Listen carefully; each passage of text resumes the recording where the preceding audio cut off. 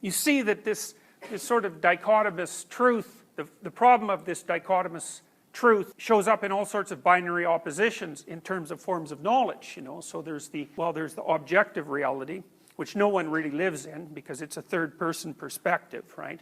So it's a hypothetical kind of reality, but conceptualizing it seems to be very useful. And then there's the phenomenological perspective, which is your experience is actually reality, and that's what counts, and those two things aren't the same. And that's sort of like the difference between objective and subjective, and it's sort of like the difference between scientific and moral, and it's sort of like the difference between materialistic and mythological.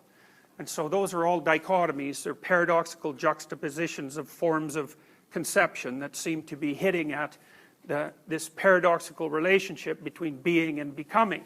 And then Shakespeare says, and it's not a metaphor in many ways, this, all the world's a stage, and all the men and women merely players. They have their exits and their entrances, and one man in his time plays many parts.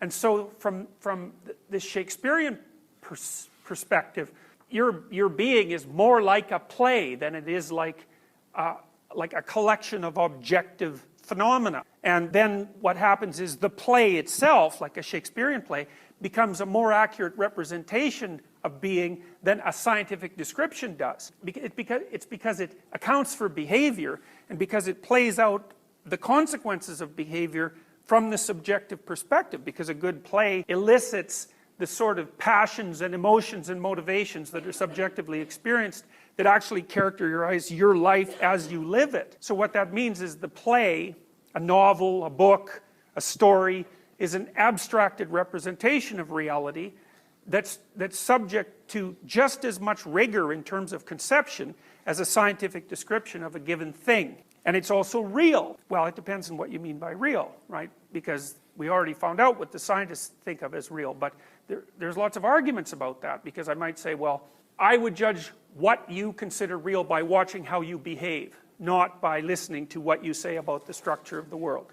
And that's an existential perspective as well.